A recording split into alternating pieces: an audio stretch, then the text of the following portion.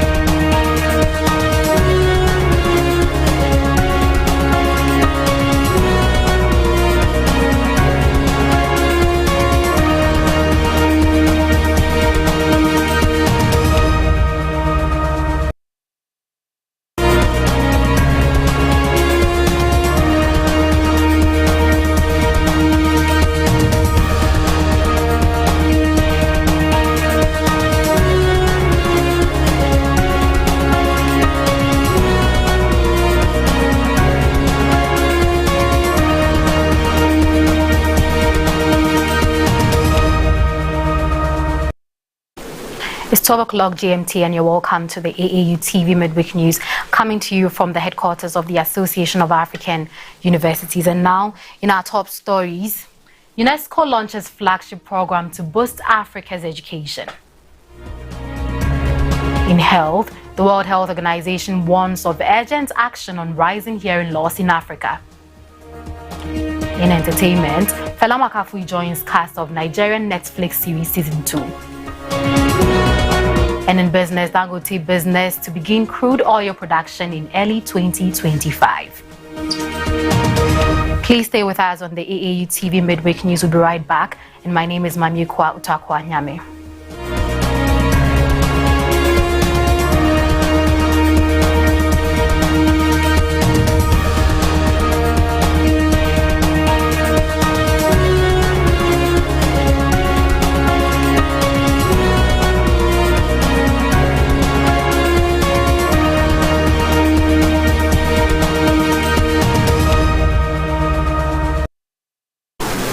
In higher education, Senior African Union official Boto Kebabonye Bayendi has underscored the importance of self-reliance for Africa in its quest for equality on the global stage.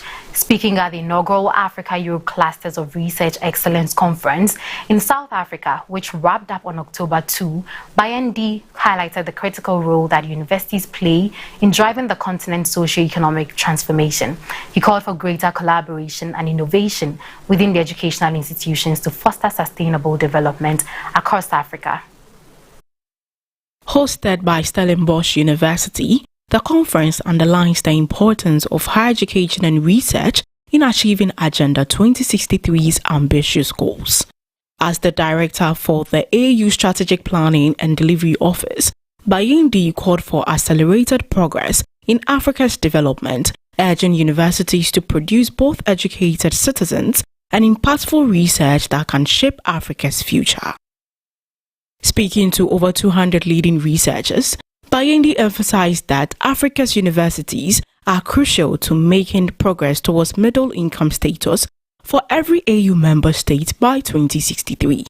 She stressed the need for African solutions to African problems and called for research to inform policy making. The core initiative, a partnership between Africa and European universities, aimed to tackle societal challenges and drive Africa's transformation. One of the key challenges discussed at the conference was funding. While the core initiative can tap into European Union resources, Bayende emphasized the importance of African governments taking responsibility for funding research and innovation. While Africa is spending only 0.45% of its GDP on research compared to the global average of 1.7%, she urged member states to increase investment in science and technology for long-term development. Bayende also warned against the second crumble of Africa, where external powers prioritize their interest over African aspirations. She called for equal partnerships based on mutual respect, stressing that Africa must reorient itself to take ownership of its development agenda and earn the respect it seeks on the global stage.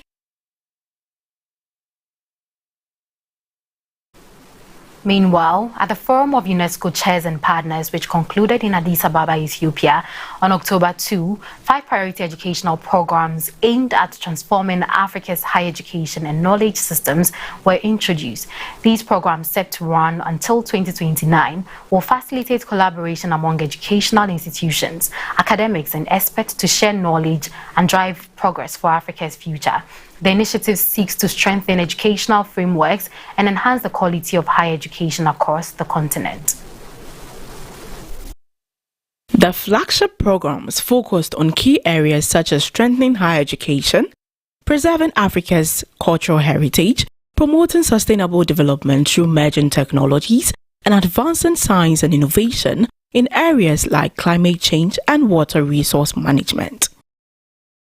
UNESCO officials highlighted the crucial role these programs play in aligning Africa's development aspirations with global initiatives like Agenda 2063 and the 2030 Agenda for Sustainable Development. Speaking at the forum, Femen Edouard Matoko, UNESCO's Assistant Director General for Priority Africa, emphasized that the strategy was developed in collaboration with African stakeholders to address the continent's evolving challenges. Stefania Ganeni, Assistant Director General for Education at UNESCO, added that the Campus Africa program, a core element of the initiative, aims to prepare Africa's growing youth population for future job markets and breakthrough solutions through the revamped higher education system. The Campus Africa program focuses on building world-class research capabilities, fostering collaboration between Africa and global universities, and equipping students with skills for rapidly evolving job markets. Ganeni noted that the program would prioritize digital connectivity, faculty and student exchange, and reshaping technical education curricula to meet the demand of innovation sectors like renewable energy and agribusiness. In addition to education, the flagship program aimed to enhance Africa's scientific research capabilities, particularly in areas like ocean science and artificial intelligence. The General History of Africa program will also play a pivotal role in reclaiming and teaching Africa's rich history to inspire future generations, promoting pride and identity across the continent. UNESCO's efforts reflect a commitment to addressing inequalities in education and knowledge production while empowering Africa to reshape its future. In health, in a recent report titled Status Report on Ear and Hearing Care, the World Health Organization reveals that approximately 40 million people in Africa are currently living with hearing loss. This number is projected to rise to 54 million by 2030 if immediate action is not taken. The report was launched during the Africa Summit on Hearing Impairment held in Nairobi, Kenya. Hearing loss in Africa is costing the continent approximately $27 billion annually, impacting both human lives and economies. The World Health Organization report highlights how hearing loss disproportionately affects vulnerable populations and exacerbates existing health inequalities, especially in access to services. Without swift interventions, the issue will continue to escalate, posing significant challenges for millions, particularly children and the elderly. The report emphasized several contributing factors to the rise in hearing loss, notably the shortage of ear and hearing care (EHC) specialists. In many African countries, there is only one ear, nose and throat ENT specialist for every million people, compared to about 50 per million in Europe. Additionally, over 33 million Africans could benefit from hearing aids, but only 10% have access due to high costs of inadequate EHC financing. The report also highlights the preventable nature of many hearing loss cases, particularly in children, where up to 75% of cases result for infections, ear diseases, and birth complications. However, hearing screening for newborns are not routine in most African countries. Even where EHC services exist, they are often concentrated in tertiary care and not integrated in primary health care or key health programs like school or occupational health initiatives. The World Health Organization calls for urgent actions to integrate EHC into existing health programs and to explore public-private partnership to strengthen services. The report emphasizes the need to dedicated financing to improve EHC services, enhance workforce capacity, and invest in research and development to tackle the growing burden of hearing loss in Africa. Please stay with us for news on Discovery after the short break. We'll be right back. Are you a university, college, high school, private organization, NGO, individual professor, instructor or facilitator seeking to take advantage of the numerous benefits of online education? Look no further. The AAU eLearn Africa LMS is a great opportunity to begin your journey to online course development and creation for teaching, learning and training purposes. AAU eLearn Africa LMS, which is a partnership between the Association of African Universities and eLearn Africa, has made available ease to use online learning tools to all stakeholders within the educational ecosystem of the African continent. This is to enhance teaching and learning in the bid to expand online learning opportunities for students in Africa. The online platform is open and available for free to all stakeholders and facilitates virtual access to classes without needing the other tools such as Zoom, Microsoft Teams, among others. For more information, visit www.elearnafricalms.com or contact us via aauLMS@aau.org or estherm@elearnafrica.com. Follow us on LinkedIn, Twitter, and Facebook at AAU eLearn Africa LMS.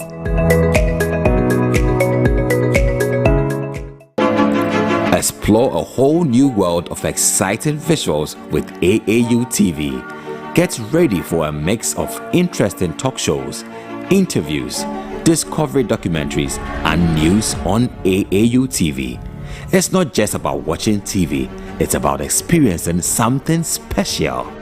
AAU TV reaches over 25 countries in Africa, bringing you a blend of knowledge and fun. Learn about different cultures as you enjoy the shows. If you have events or want to showcase your business, we've got you covered.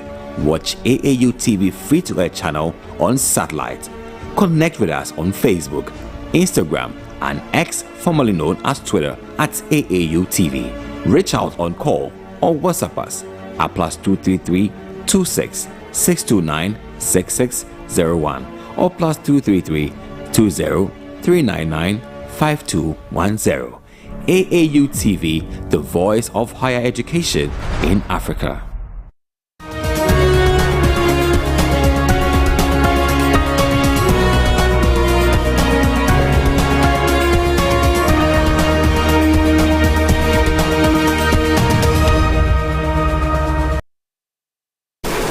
You're welcome back from the break, and now in Discovery. In a daring rescue mission, SpaceX launched a Falcon 9 rocket to bring home 2 astronauts stranded aboard the International Space Station since December.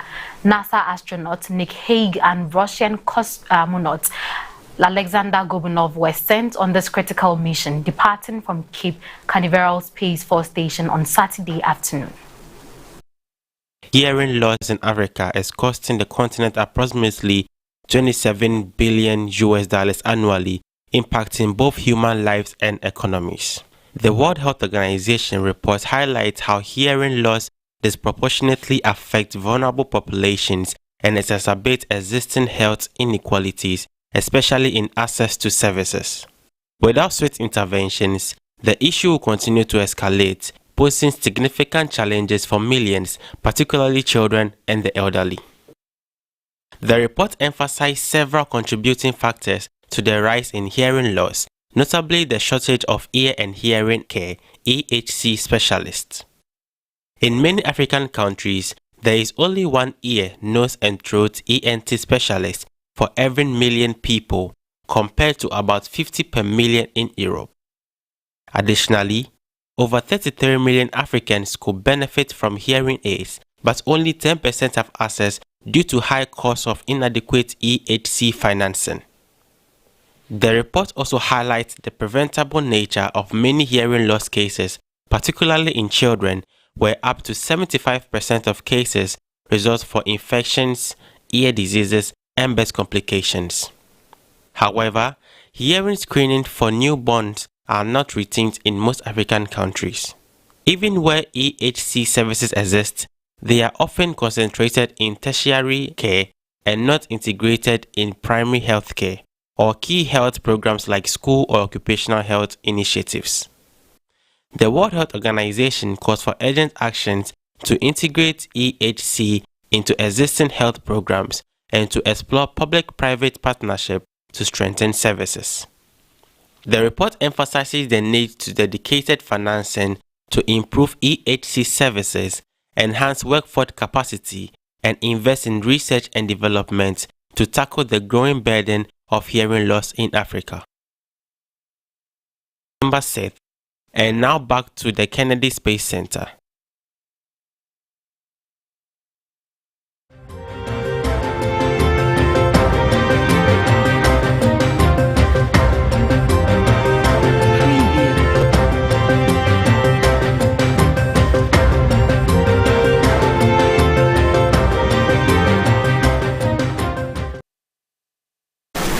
Now in sports, Senegal's national football team conducted their final training session on Friday ahead of their 2025 Africa Cup of Nations qualifiers against Malawi.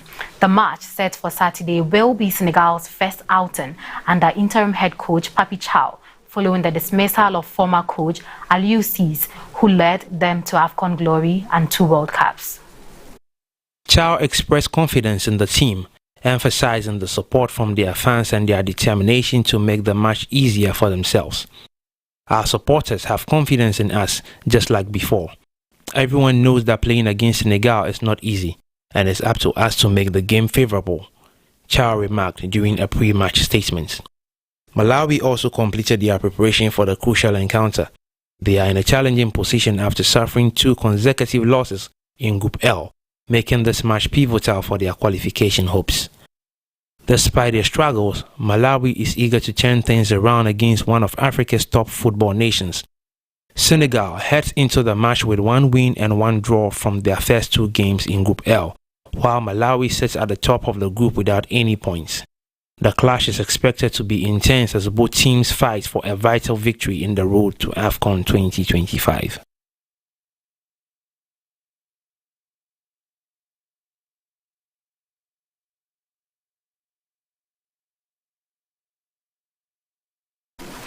In entertainment, Ghanaian actress Fela Makafui has landed a prominent role in the 2nd season of Anikulakpo, a Netflix series produced in Nigeria.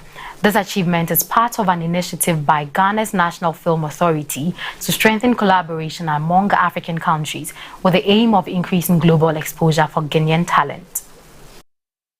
In a recent Facebook announcement, the NFA shared that Fela Makafui would be featured as a lead character in the upcoming season, which has been approved for streaming in over 191 countries.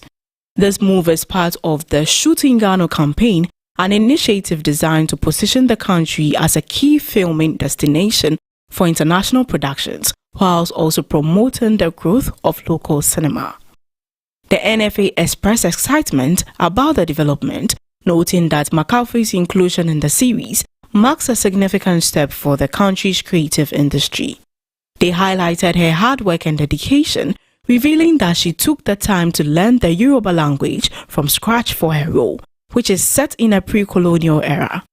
The NFA also acknowledged Nigerian filmmaker Kunle Afolayan, the director and producer of Atuakoa, for his role in the collaboration.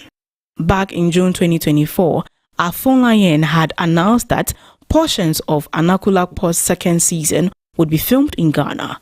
This was revealed during the Nigeria International Film and TV Summit, NIFS, in Cannes, France, where leading figures from the film industry gathered. The announcement falls in line with the NFA Shoot in Ghana initiative, which seeks to attract international filmmakers to the country. Julietia Asantwa Asante, Executive Secretary of the NFA, played a key role in brokering the deal during the summit. She commented that this partnership would help revive and further enhance the relationship between Ghanaian and Nigerian film industry, noting that both countries stand to benefit from such collaborations through market expansion and skill sharing.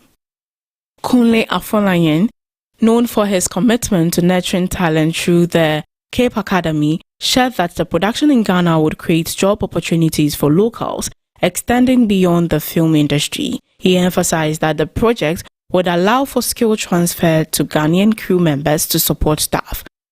Atuakoa is a Netflix original series praised for its rich storytelling, which delves into Africa's history and culture.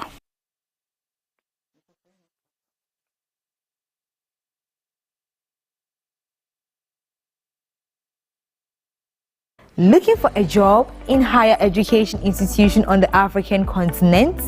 There is no need to go looking. The Africa Education Jobs Board will deliver available jobs to you via our platform.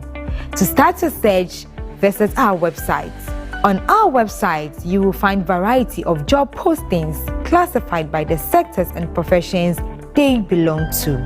There are sections devoted to variety of career-related materials, as well as information on African countries. All information you require, based on the job description and requirements, are accessible on the site. If you are looking for a job in higher education on the continent, use our dedicated portal, www.africa.edujobs.com. For job market updates, you can follow us on Twitter and Instagram at AF Jobs Board.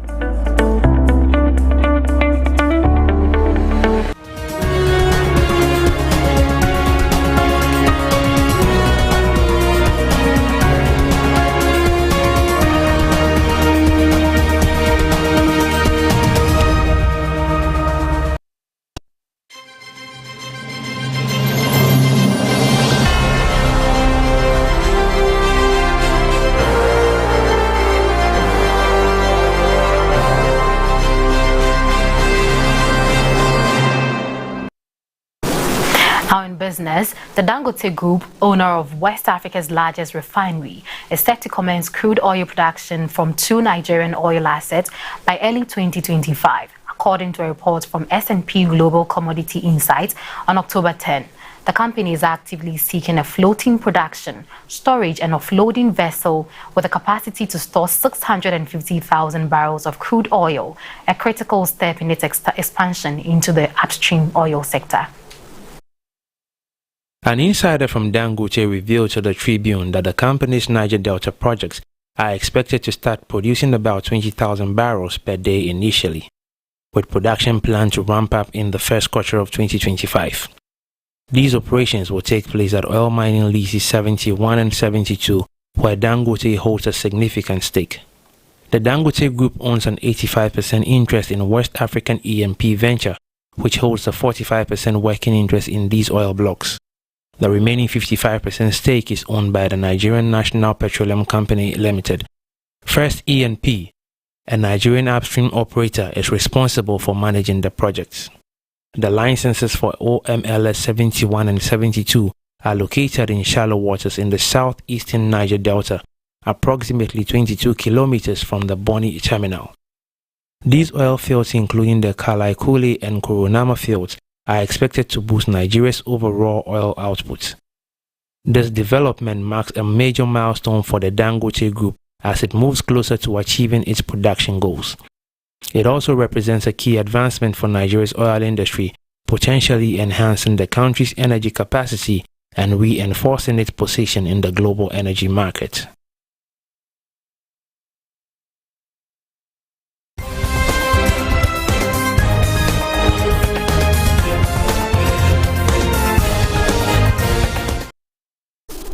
Now on the international front, in a devastating incident in Binyamina region of northern Israel, over 60 people were injured following a drone strike, as confirmed by medical officials. The volunteer emergency response organization, United Hatzalah, reported that the injuries varied in severity, with some victims in critical condition while others suffered mild injuries. Emergency services promptly transported the wounded to 5 regional hospitals using ambulances and helicopters to ensure they received immediate medical attention. Hezbollah has taken responsibility for the attack, stating it targeted a training camp belonging to the Israeli Defense Forces Golani Brigade, located between Tel Aviv and Haifa. The group claimed that the strike was in retaliation for Israeli attacks in southern Lebanon and Beirut earlier in the week. Hezbollah's media office said that the attack involved a swarm of drones aimed at a camp in northern Israel. Due to Israeli censorship regulations, specific details of the target or location cannot be confirmed by media outlets. However, reports suggest that a low-level drone launched from Lebanon was used in the attack, a relatively basic weapon that did not trigger Israel's early warning systems. Footage broadcast by Israeli media showed emergency responders helping the wounded into vehicles, including helicopters. Local reports indicated that 67 people had been injured, with 4 in critical condition and 5 others seriously wounded. Many of the injured were taken to Hillel Yafe Medical Center in Hadera, while others were evacuated to hospitals in Tel Hashoma, Haifa, Afula, and Netanya. Initial reports suggest that several of the injured were inside a communal dining hall when the attack occurred, catching them by surprise. Images shared on social media show what appears to be a mess hall with a large hole in the roof, suggesting the extent of the damage caused by the drone strike.